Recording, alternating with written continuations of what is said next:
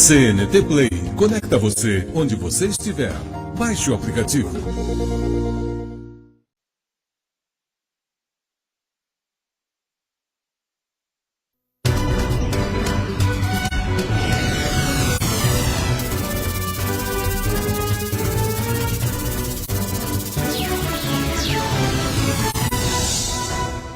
Boa noite, está começando pela rede CNT de televisão, o Jogo do Poder, um espaço aberto para a discussão política. Nós aqui da CNT acreditamos que o debate, o contraditório, é ponto de partida para o exercício de um dos direitos mais fundamentais, o de ser informado com absoluta correção e transparência. Esse é o propósito, esse é o objetivo aqui do Jogo do Poder, que tenho o enorme prazer de receber hoje o deputado estadual do Podemos, Tiago Rangel, presidente da Comissão de Minas e Energia da Assembleia Legislativa do Rio de Janeiro. Boa noite, deputado. Boa noite, Ricardo. Prazer imenso ser convidado aqui para participar do seu programa.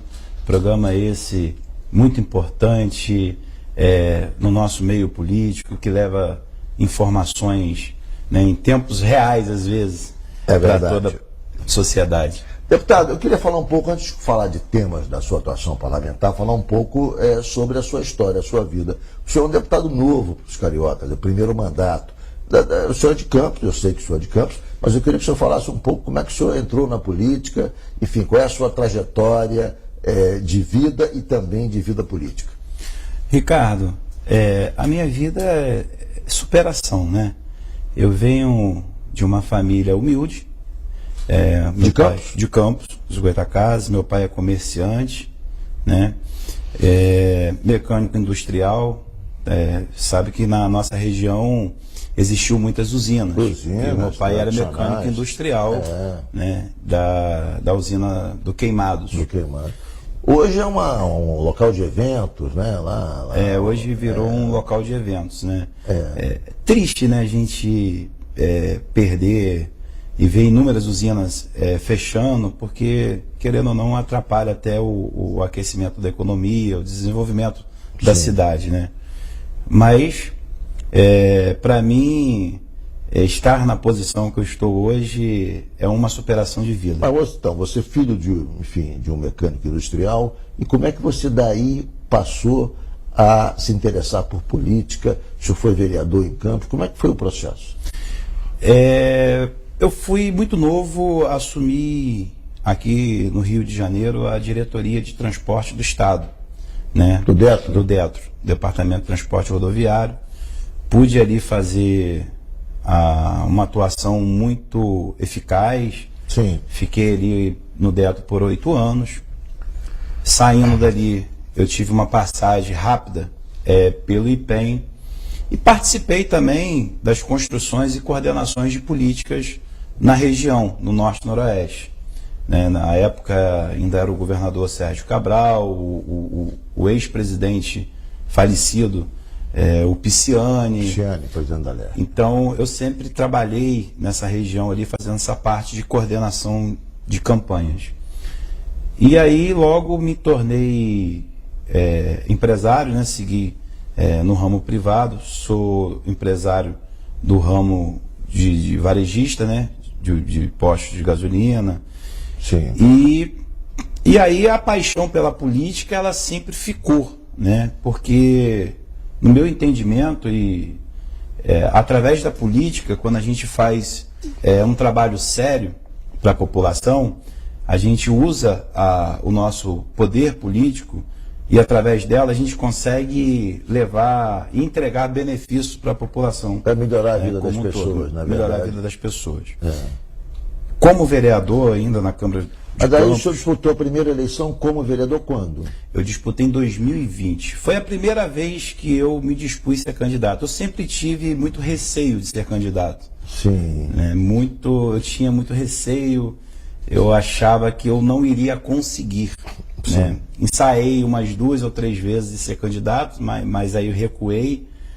E em 2020, efetivamente, eu fui candidato, eu criei coragem, né, de disputar as eleições. E se elegeu vereador em Campos? Me elegi mais votado do partido e o sexto do município. Eu lembro, Ricardo, que assim que eu entrei para compor a nominata, as pessoas viravam e falavam assim: bota o Thiago aí, que o Thiago vai ajudar a encher linguiça aqui para eleger fulano, sabe como é que É aquele candidato que tem uma votação média sempre, mas nunca consegue se eleger, mas ajuda a formar a nominata. Aí você surpreendeu.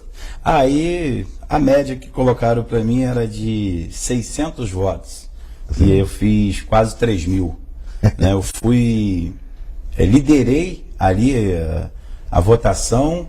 E quem era para se eleger, que na verdade o partido foi montado por essa pessoa, né, que era o Juninho Virgílio, até tem o apoio ainda do Antônio Garotinho e a Rosinha pedindo voto para ele. Sim, sim. Quem era para se eleger acabou sendo eleito pela minha expressão de votos dentro do partido. Sim, porque sim. Se eu não Você puxou, então. Eu puxei, na verdade, né? Então, assim.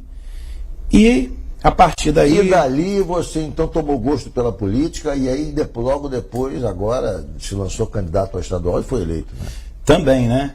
Então eu iniciei ali a vereança, mas logo quando eu iniciei a vereança, até curioso, eu falava para os meus amigos que eu iria virar deputado estadual, né, que era a minha vontade de ser, era virar deputado estadual. E é assim, da mesma forma que duvidaram de mim na vereança, seguiu, né? Eu acho que foi um Ctrl+C ali e tal, e aí não, o Thiago não tem chance, Thiago não tem chance de virar deputado e tal. Eu falei, não, eu vou me eleger deputado. Não, o Thiago não tem chance.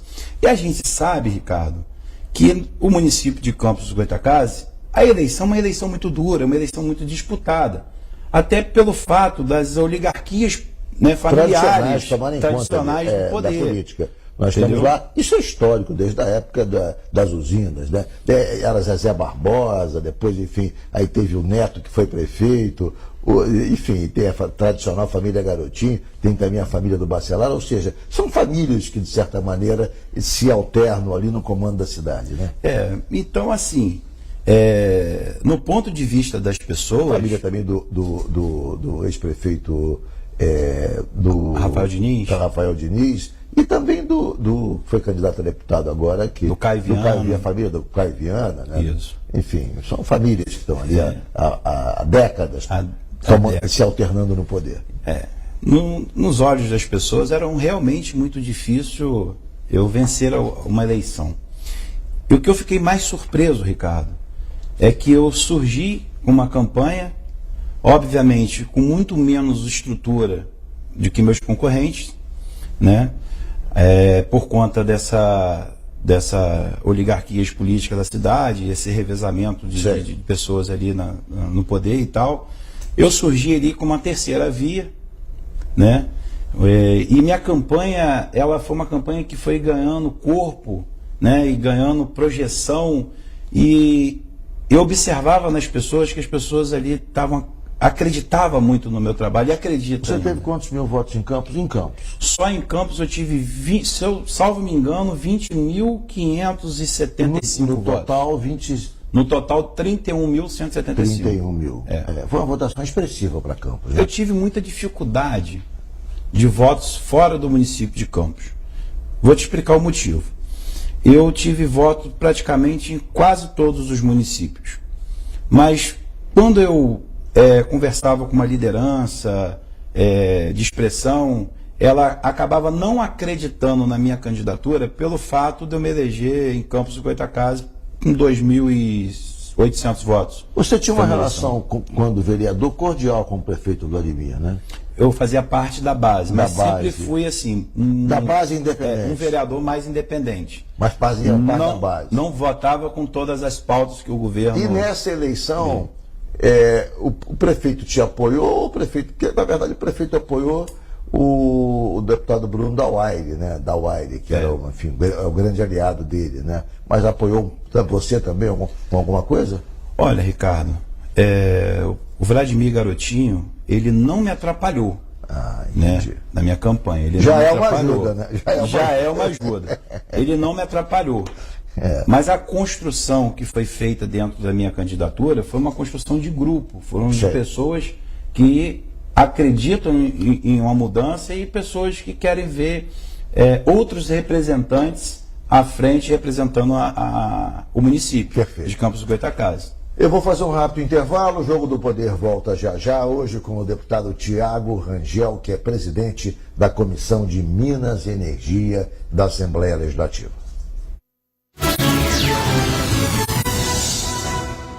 O Rio viveu uma grave crise, mas o pior já passou. A prefeitura conseguiu dar a volta por cima. Tá voltando o cuidado com a educação. Tá voltando a atenção à saúde. Tá voltando o emprego. E vem muito mais trabalho por aí. Uma guarda municipal mais presente e preparada, mais médicos serão contratados e novos investimentos para melhorar a vida dos cariocas. Meu irmão, o Rio tá voltando a ser o Rio. Prefeitura do Rio, a serviço de todo carioca. Quando você doa o seu imposto de renda para o Hospital Pequeno Príncipe, sabe o que acontece? Você deixa a vida de muitas crianças mais colorida. Doe seu imposto de renda e ajude o maior hospital pediátrico do Brasil a continuar salvando a vida de milhares de crianças e adolescentes de todo o país. É fácil e não custa nada. Acesse doepequenopríncipe.org.br e faça sua doação.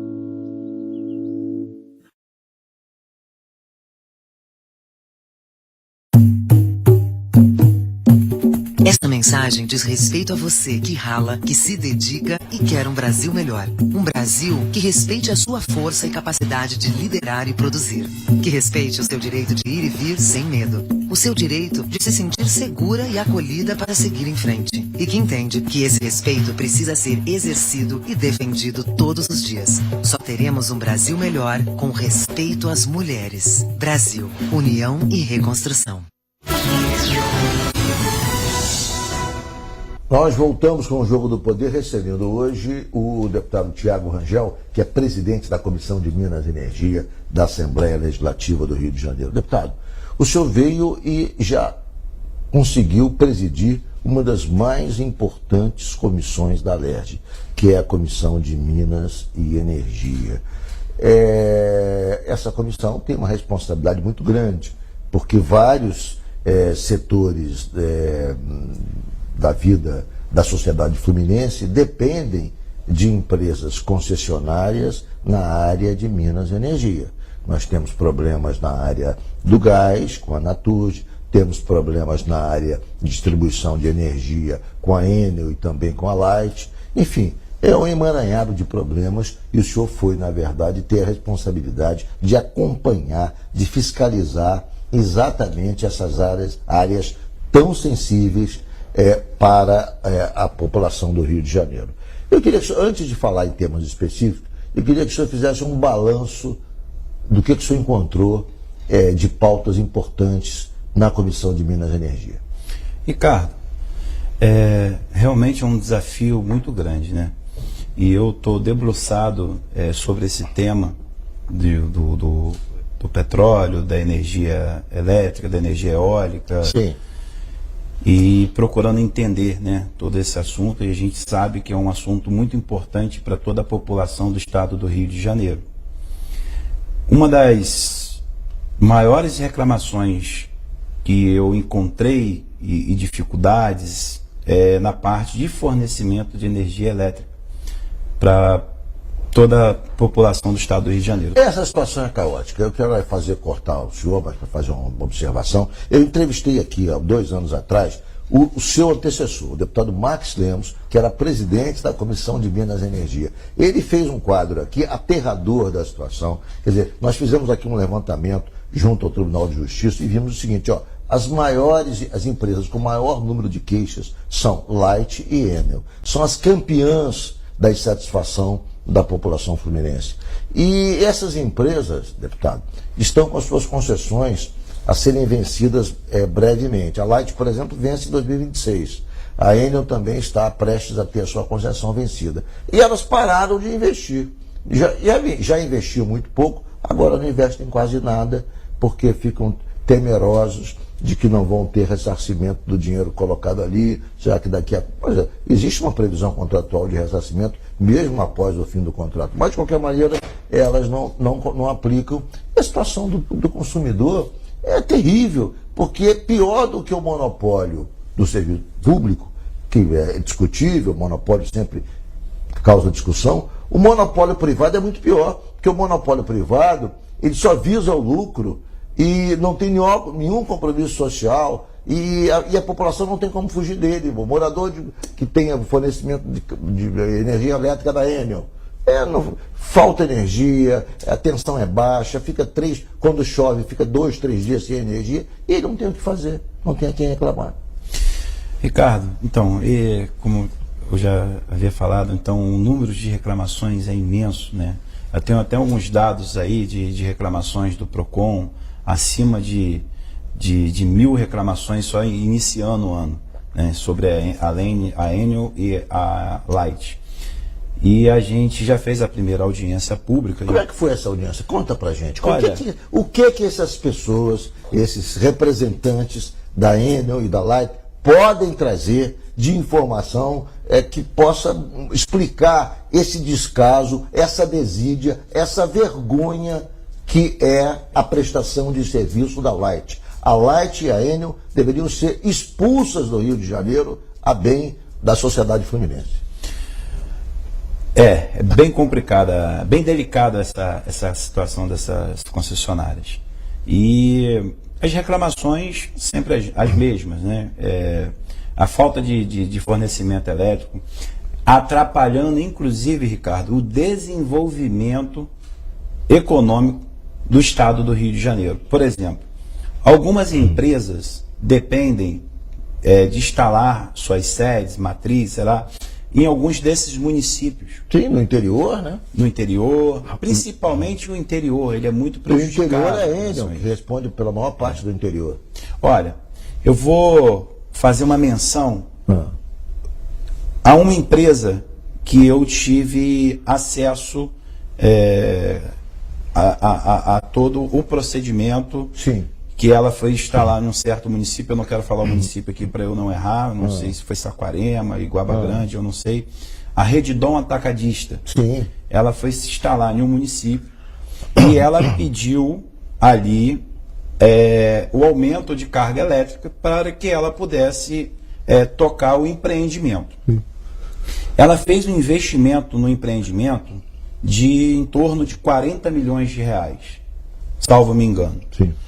E quando ela pediu ali o aumento de carga elétrica, a Enel fez uma cobrança para levar a carga de energia elétrica para esse empreendimento de 98 milhões de reais. É inacreditável. 98 milhões de reais. Inacreditável. É inacreditável. Aí, o diretor executivo da empresa fez alguns movimentos e etc.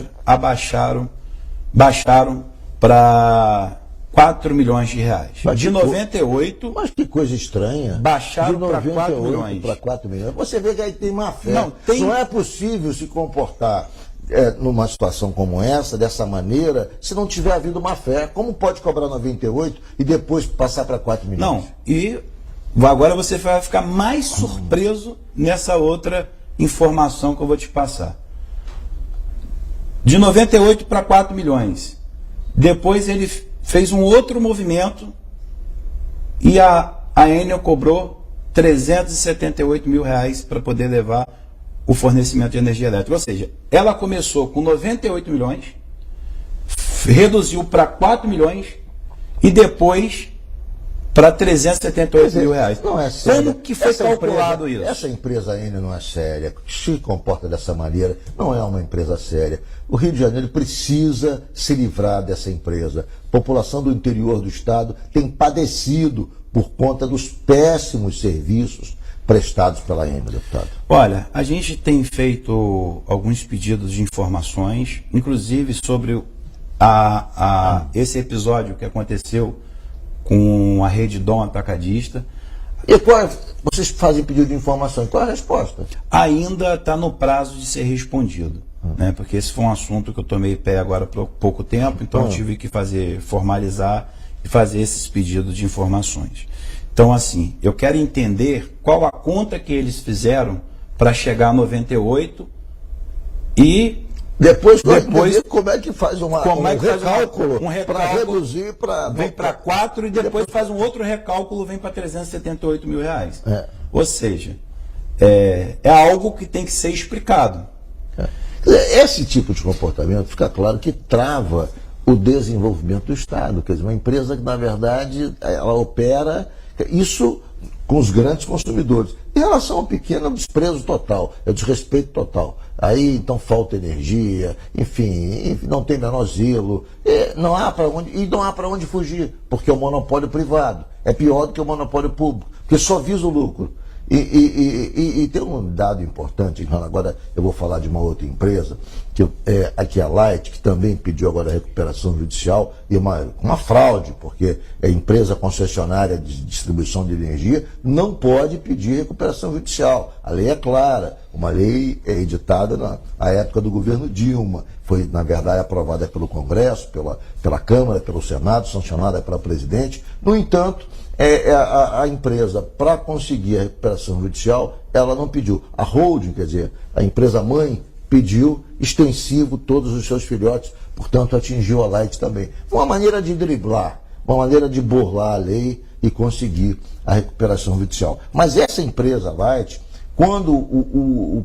quando lá atrás a Prefeitura do Rio estabeleceu um plano de enterramento dos cabos elétricos, ela recorreu ao Supremo para derrubar essa exigência, querendo, portanto, manter essa confusão, de rede aérea, essa coisa horrível, que, na verdade, favorece a queda de energia. Quer dizer, porque é muito mais barata essa rede aérea do que o enterramento, porque esse aterramento era um negócio muito mais complicado e mais oneroso. Inclusive, Ricardo, desculpa te cortar, mês passado eu protocolei um projeto de lei para que a gente estabeleça uma lei para que volte, que a gente crie, né, para que a gente volte os fios, né, subterrâneos. Você sabe por quê? Mas por parte das concessionárias, você vai me desculpar, mas há por parte das concessionárias uma falta de interesse. Que é mais caro. Em relação a isso. Sabe por quê? Porque é mais caro. E aí o argumento que eles têm é que eles não podem investir porque o contrato vai vencer em 2026. Ou seja, eu nunca vi isso. Eu acho que desde o momento que eles estão com o contrato vigente, tem que ser feitos os investimentos, e eles não estão investindo.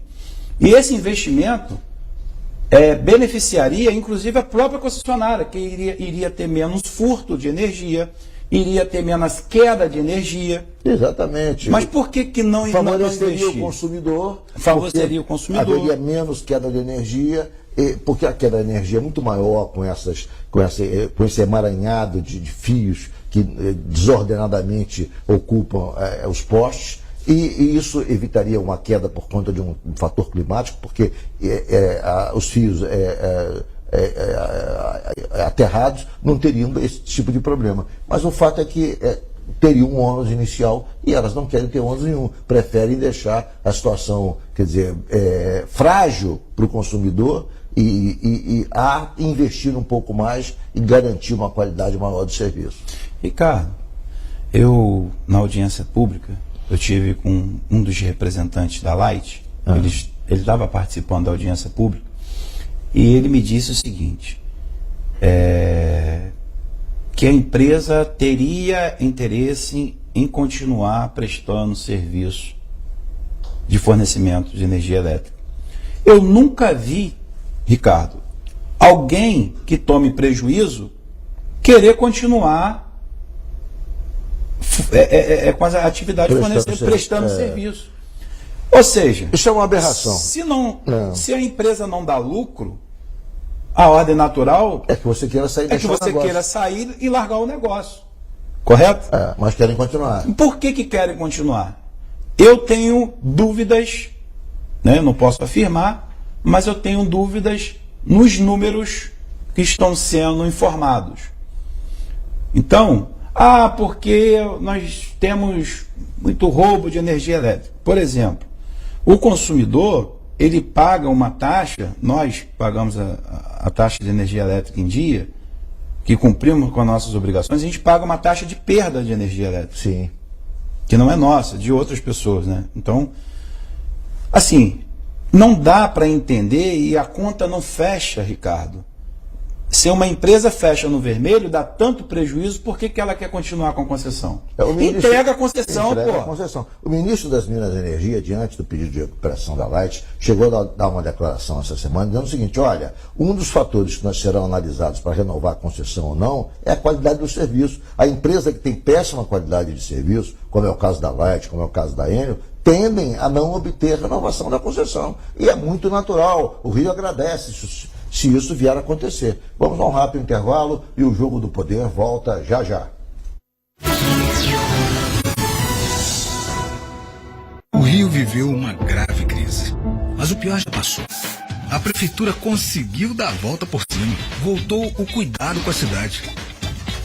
Tá voltando o transporte, com 600 novos ônibus do BRT já comprados. E muita gente tá voltando para curtir, para investir. E vem muito mais trabalho por aí. Na saúde, na geração de emprego e nos programas sociais. É, meu irmão, o Rio tá voltando a ser o Rio. Prefeitura do Rio, a serviço de todo carioca. Você aí que completa 18 anos neste ano, o dever te chama. Você tem que fazer o seu alistamento militar. O prazo vai até 30 de junho. E o melhor jeito de você se alistar está em suas mãos, o seu celular. Baixe o aplicativo do Exército Brasileiro ou acesse o site alistamento.eb.mil.br. Aliste-se, o dever te chama. Esta mensagem é para você que torce e vive dizendo que dá o sangue pelo seu time. Agora é hora de dar o sangue para salvar vidas. Estenda a mão a quem precisa e ajude a transformar a esperança de muitos. Doe sangue, porque há vida em suas veias. Procure o Hemocentro mais próximo. A vida agradece. Uma campanha da rede CNT. Cada vez mais perto de você.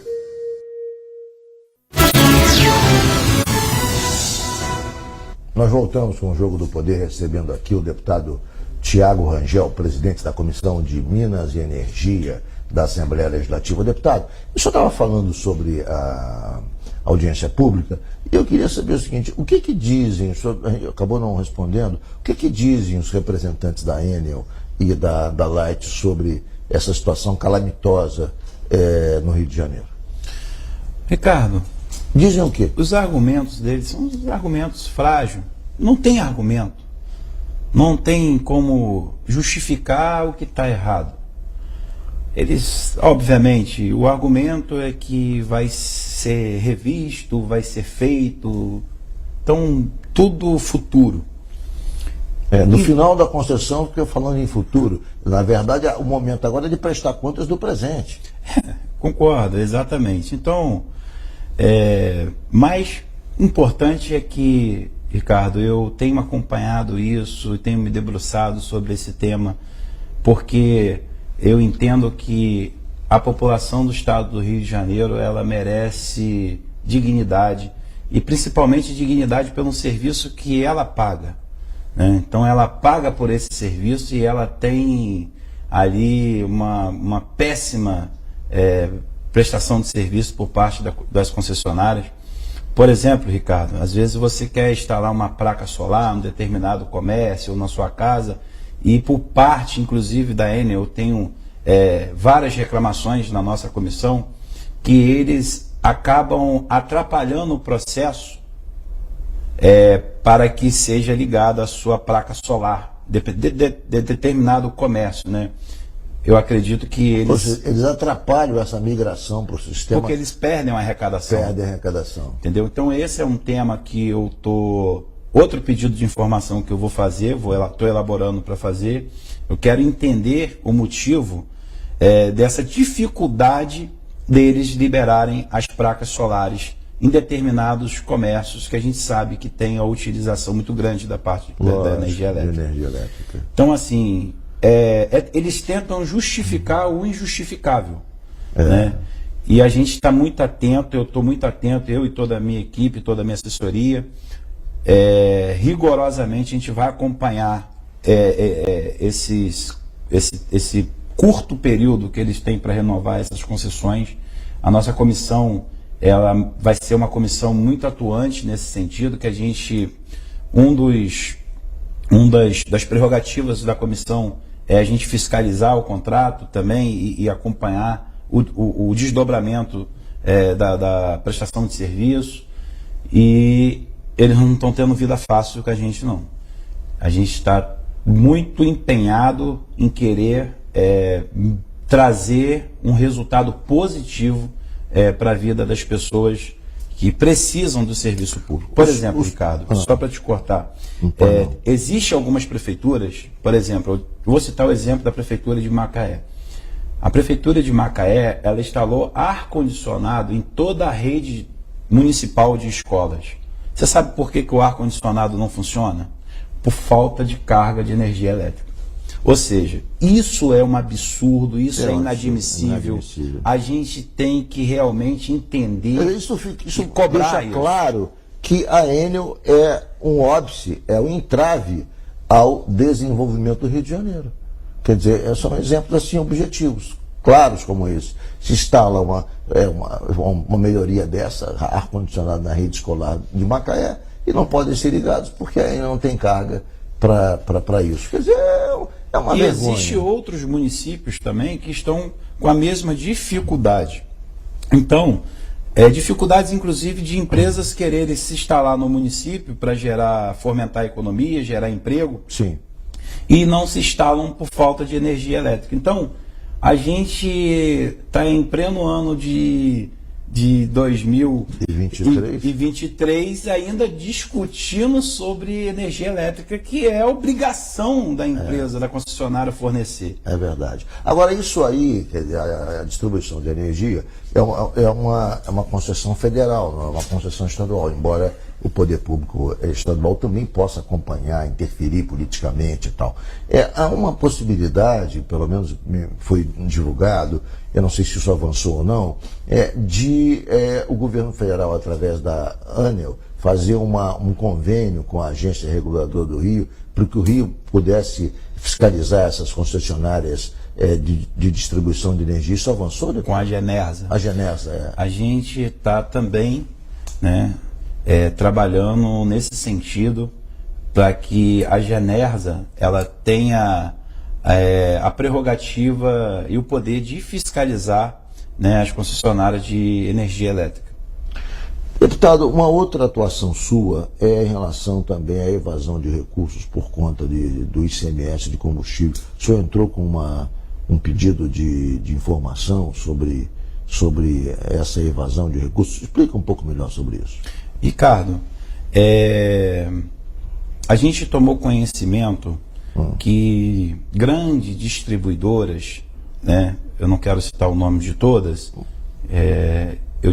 e isso se tornou público porque eu aprovei. As grandes são a Raízen, a Shell, essas empresas. A Raízen, que é a Shell, a Ipiranga, a Vibra, que é a BR. Isso, entendi. E a Ali. E eu aprovei isso, eu deliberei isso na comissão, um pedido de informação à Secretaria de Fazenda do Estado do Rio de Janeiro, e foi aprovado por unanimidade esse pedido de informação sobre postos revendedores de outros estados estarem carregando aqui na base do Estado do Rio de Janeiro. Mas, Thiago, por que você perguntou sobre a movimentação de combustível do Estado do Rio de Janeiro? Por exemplo, o Estado hoje de Minas Gerais, ele tem um ICMS mais reduzido que o Estado do Rio de Janeiro. 8%, né? 8%. E o Estado do Rio de Janeiro são 18%, mais 2% do Fundo de Comércio de Comércio da Pobreza. Desculpa.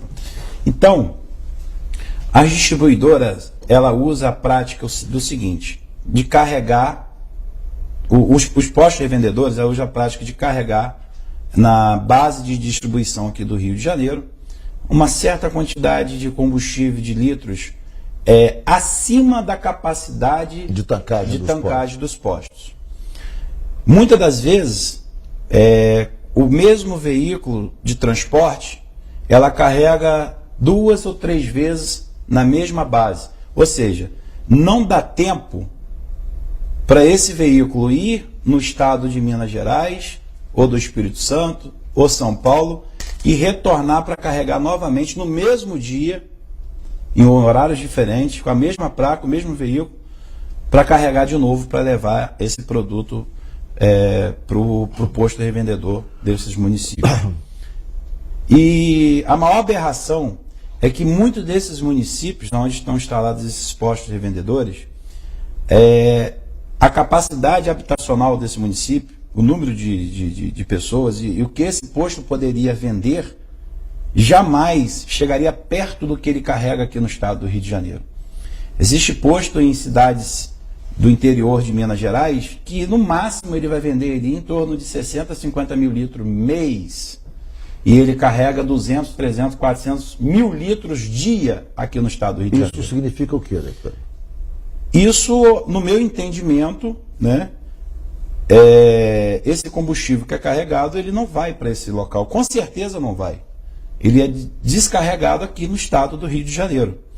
Aí, se a gente for fazer um pedido de informação à distribuidora, e eu vou fazer, caso, né, ela informe que a distribuidora ela não tem responsabilidade com essa prática, ela tem responsabilidade sim, porque existe a legislação da ANP que diz que postos revendedores, distribuidora não pode vender acima da tancagem diária de postos revendedores, e eles têm que cumprir ali o tempo de jornada dos veículos que estão transportando esse produto. Então, ou seja, isso é um tema muito polêmico, isso sim, vai ter um desdobramento muito, como é que eu vou dizer, muito polêmico, sim, né? E o que acontece? Acontece que acaba, né, acontecendo a sonegação fiscal, a evasão de divisa, e o estado do Rio de Janeiro já está passando por uma situação delicada, uma situação difícil economicamente, e essas práticas que vêm acontecendo, essas manobras, né, que vêm acontecendo, acaba prejudicando o desenvolvimento econômico aqui do Rio de Janeiro. Vamos a um rápido intervalo. O Jogo do Poder volta já já.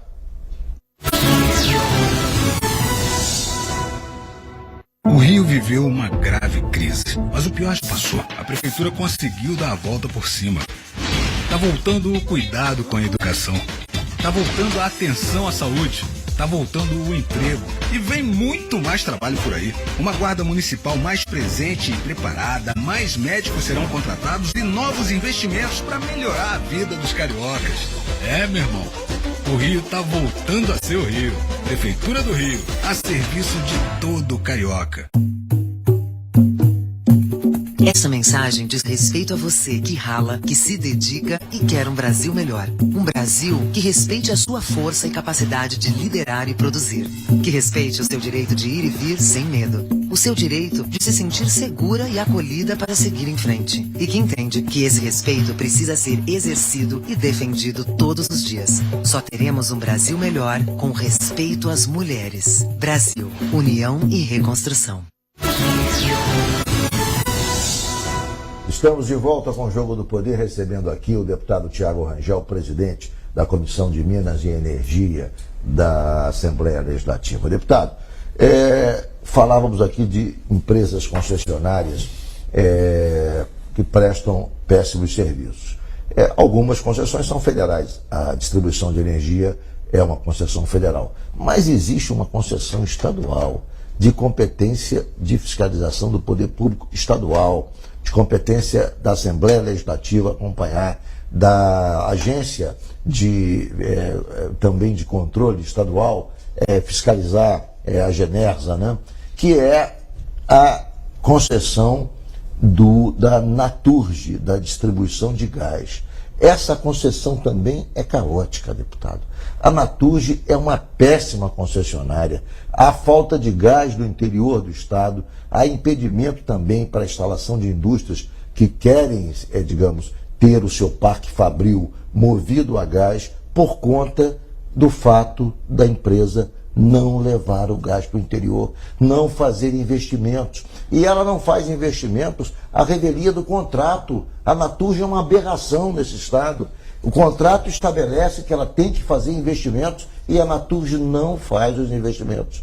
O deputado Hugo Leal, que é o secretário também de Energia, esteve nesse programa e reconheceu que essa é uma situação grave, que ele ia tentar encaminhar e tentar resolver junto à Naturgy. E a Naturgy se escuda, se defende no fato de que sua concessão está se expirando. E ela não quer fazer investimento porque o prazo não permite o ressarcimento. Agora, todos os contratos de concessão têm previsão, tem cláusula que prevê o ressarcimento mesmo após o fim do contrato. Ou seja, ela não tem risco de não ser ressarcida. O contrato exige que ela faça o investimento até o final do contrato. E ela não faz, ela dá de ombros para o poder público do Estado, para o governo do Estado, para a Genersa. Ou seja, essa empresa é uma aberração. O nome dela é Naturgy. O Rio tem péssimos serviços prestados por essa empresa. O poder público estadual tem a obrigação, deputado, de fazer esse enfrentamento. Como é que o senhor está tratando disso? Ricardo, são vários temas, né? A gente vai completar agora o nosso 4º mês de mandato. À frente da comissão, acredito que eu já completei 3 meses.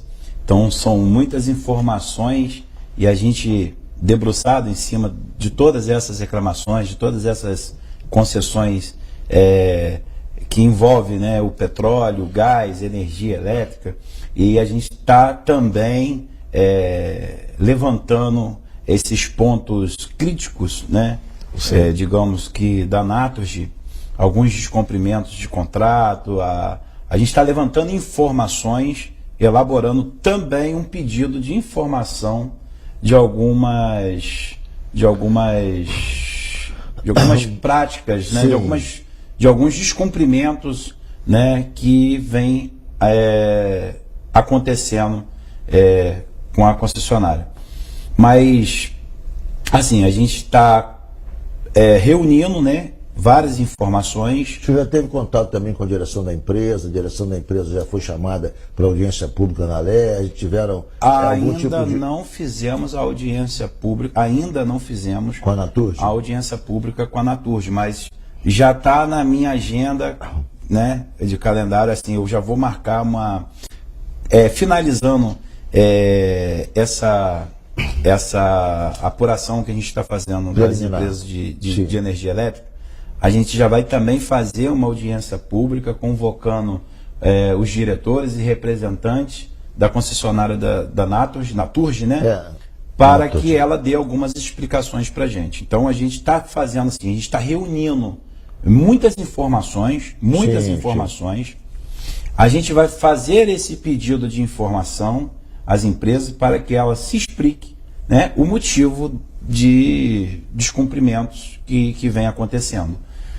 Mediante a isso, a gente também, paralelo a isso, a gente vai fazer uma audiência pública, né, para que seja debatido e discutido essas possíveis irregularidades. Deputado, vamos mudar um pouco a nossa prosa, vamos falar um pouco de política. E de política eu quero falar desse fato novo que está para acontecer agora, recente, que é a ida do deputado Léo Vieira para a Secretaria do Trabalho num movimento político de parceria com o senhor, que é também deputado do Podemos, e com o deputado Arthur Monteiro.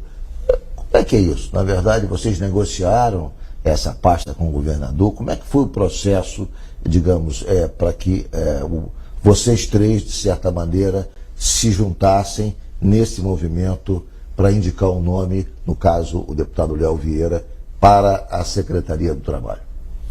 Ricardo, a Secretaria do Trabalho, o governador Cláudio Castro, um governador, inclusive, que eu tenho aqui grande admiração por ele, quero deixar isso registrado. No início, ele entregou a Secretaria de Trabalho e Renda para o partido e que o partido também contemplasse os deputados. O Podemos, no caso. No caso, o Podemos. No caso, estaria inserido o Arthur e eu, né, deputado que foi eleito pelo Podemos, e o Léo Vieira, que é PSC, né, e como tem essa incorporação também vira Podemos. Mediante esse combinado que o governador tinha feito com o partido, aconteceu, né, o pastor Everaldo e o seu filho Felipe Pereira indicou lá uma secretária, só que em momento algum a secretária ou o pastor Everaldo atendeu às demandas dos deputados.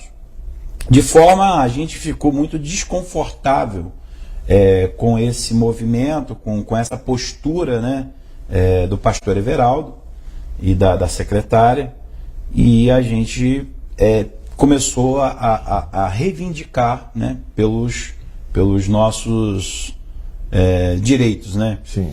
Então, eu e o Léo e o Arthur, a gente, graças a Deus, a gente é muito unido, né? E cada dia que passa a gente fica mais unido, que a gente vai conhecendo mais fundo a pessoa, né? Eu já tinha uma amizade muito grande com o Arthur Monteiro. O deputado Léo Vieira vai ser candidato a prefeito lá daqui a ano que vem, lá em São João. São João de Meriti, e torço pela vitória dele. Então, assim, o Arthur Monteiro já tinha uma amizade muito próxima, mesmo antes da gente vencer as eleições. E o Léo Vieira, eu passei a conhecer, passei a admirar. É um deputado que tem uma envergadura, né, uma envergadura muito considerável. E a escolha, né, que já não é segredo, isso já está sendo noticiado, né, em vários veículos de comunicação. A escolha partiu do governador, né, convidá-lo para que ele fosse o secretário. Sim. E ali a gente ficaria atendido, né, os três, eu, Arthur e o Léo. Acho até que o governador fez uma excelente escolha em chamar o Léo para compor seu quadro de secretariado, porque ele já foi secretário de Trabalho e Renda, já foi secretário de outras pastas no governo do estado, e eu tenho certeza que o governador vai poder dormir em paz, que com a administração ali do Léo Vieira, a secretaria tem de crescer bastante. Deixa eu entender. Essa secretaria, ela vai ser para os deputados ou é do Podemos? Porque o senhor está saindo do Podemos, né? O senhor já protocolou um documento para deixar o partido, é isso? Ricardo, a gente entrou com uma ação de justa causa, eu e o deputado Arthur Monteiro. Para deixar o Podemos? Para deixar o Podemos. Por quê, deputado? O Ministério Público já deu favorável. Já deu favorável? Já deu favorável. Já tem parecer favorável? Já tem um parecer favorável do MP, autorizando ali a nossa saída, assim, né? Sendo favorável, né? Sim. A nossa saída. O entendimento. Mas qual a alegação que o senhor apresentou para, digamos, pedir a saída do Podemos? Ricardo, no meu entendimento, quando nós, deputados, eu e o Arthur Monteiro, fomos eleitos pelo Podemos, a gente tinha uma outra direção, né? No caso, um presidente com um perfil diferente que o perfil do pastor Everaldo. E a gente, ideologicamente, não encaixa a nossa ideologia com o pastor Everaldo. E, na verdade, foi ao contrário. Não foi o PSC que incorporou ao Podemos.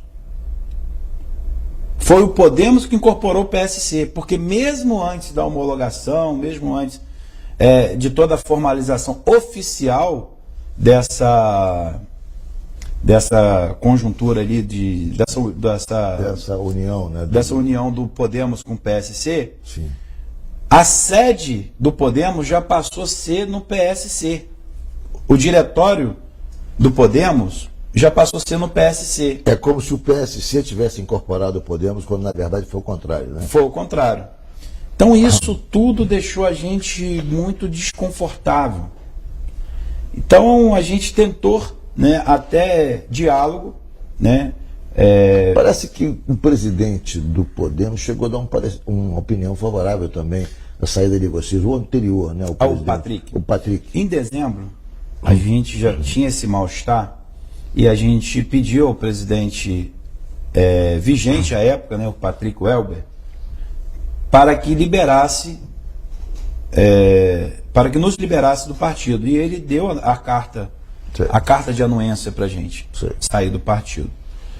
Então a gente tem essa carta de anuência e a gente tem esses outros pontos de desconforto por parte da direção que assumiu o partido nesse momento. Então eu espero que... O senhor está de malas prontas, com as malas afiveladas para deixar o partido. Já recebemos convites aí para ir para outros partidos. Essa era a pergunta que eu ia fazer. Qual é o seu destino político caso seja liberado do Podemos? Olha, eu tenho recebido alguns convites de alguns dirigentes de partido. Um deles já se tornou público, que é o Vaguinho. Do União Brasil. Que era do União e agora está no Republicanos. Exatamente. Cometi aqui um equívoco. No Republicanos. Ex-presidente do União Brasil, presidente do Republicanos, óbvio. O convite do Vaguinho, eu recebi esse convite desde o período que ele estava ainda no União Brasil, né? Ele tinha me feito esse convite e agora, depois que ele foi para o Republicanos, a gente teve uma agenda em Brasília e na casa do Luciano, inclusive a gente estava na casa do Luciano.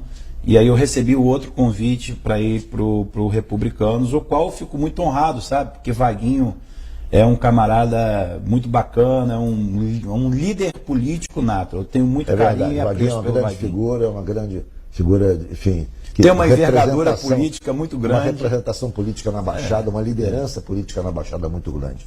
E que foi importante para o presidente Lula durante o processo eleitoral. Vamos a um rápido intervalo, o Jogo do Poder volta já já.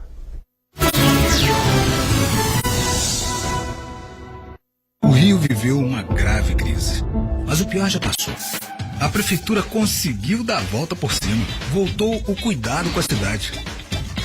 Tá voltando o transporte, com 600 novos ônibus do BRT já comprados. E muita gente tá voltando para curtir, para investir. E vem muito mais trabalho por aí. Na saúde, na geração de emprego e nos programas sociais. Meu irmão, o Rio tá voltando a ser o Rio. Prefeitura do Rio, a serviço de todo carioca. Quando você doa o seu imposto de renda para o Hospital Pequeno Príncipe, sabe o que acontece? Você deixa a vida de muitas crianças mais colorida. Doe seu imposto de renda e ajude o maior hospital pediátrico do Brasil a continuar salvando a vida de milhares de crianças e adolescentes de todo o país. É fácil e não custa nada. Acesse doepequenopríncipe.org.br e faça sua doação.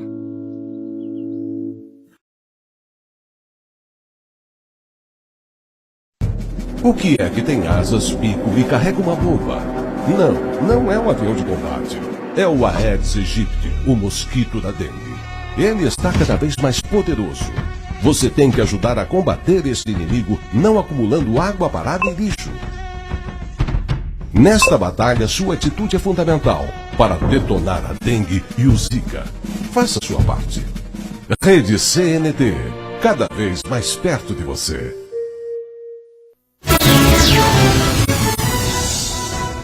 Estamos de volta com o Jogo do Poder, agora no último bloco, com o deputado Tiago Rangel, presidente da Comissão de Minas e Energia, da Alerj. Deputado, falar um pouco de Campos também, novamente.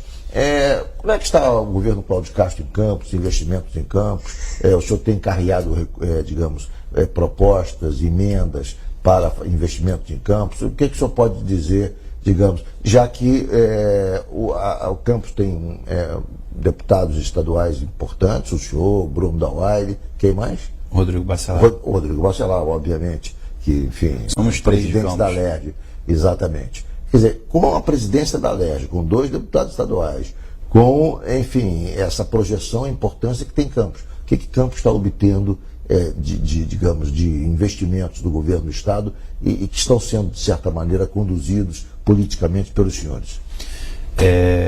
Ricardo, eu tenho aqui que fazer uma defesa e ao mesmo tempo agradecer muito o governador pelo empenho que ele está tendo em Campos dos Goytacazes. Nunca nenhum governador investiu tanto em Campos dos Goytacazes como o governador Cláudio Castro. Governador muito presente, governador muito solícito, cara bacana, humilde, que ouve os anseios dos deputados, que não mede esforços para poder levar benefício para a população do estado do Rio de Janeiro, do município. Campos é uma dos poucos municípios que está sendo muito privilegiado em relação a investimentos. De investimentos assim importantes? Investimento no Hospital do HGG. Investimento na obra do Parque Saraiva. Não sei os números aqui, mas são investimentos altos. Investimento na obra da Vila dos Pescadores, no Farol, na praia do Farol de Santo Tomé, que era um assunto, um tema muito, muito polêmico, porque a população ali perecia muito, né, da infraestrutura que foi feita à época, etc. Então era reivindicações de anos, e o governador foi lá, fez esse investimento. Investimento na 15 de novembro, que houve ali o desmoronamento, né, DIC, né? Da pista do DIC, o governo do estado foi lá, fez o aporte financeiro daqueles investimentos. No início do governo Vladimir Garotinho, os servidores públicos da Prefeitura de Campos só não ficou com salário em atraso, porque o governador do estado foi lá e investiu. Então, assim, a gente só tem aqui a agradecer, né, por todo esse carinho e todos esses investimentos que o governo do estado tem sido muito presente na cidade. A avaliação sua é muito positiva em relação ao governo do estado. Em relação à administração Vladimir Garotinho, ela está indo bem também, na sua opinião, porque está com índices de aprovação bem altos. Eu cheguei a ver uma pesquisa aí semana passada, o Vladimir está muito bem na fita. Torço muito pelo sucesso do município de Campos dos Goytacazes. Não torço o contrário pela administração do prefeito Vladimir Garotinho. Como pessoa, gosto muito dele, como pessoa, não tenho nada contra e torço pela administração dele. Como todo governo natural, existe sempre alguns contrapontos, né? Existe sempre algumas situações que a gente discorda, mas isso faz parte da democracia, a discordância. Mas eu torço muito para que ele faça um bom governo. Perfeito. Deputado, foi um prazer enorme recebê-lo nessa noite aqui no Jogo do Poder. Espero que volte outras vezes para a gente continuar essa conversa. Obrigado, Ricardo. Obrigado aí a toda a equipe aqui que está nos assessorando. Deixo também aí os microfones da CNT para você mandar uma mensagem, enfim, aos telespectadores e aos seus eleitores de Campos dos Goytacazes do estado inteiro. Obrigado, Ricardo. Mais uma vez, te agradecer, primeiramente a Deus, depois de você por estar aqui, né, me convidando para estar participando desse importante programa.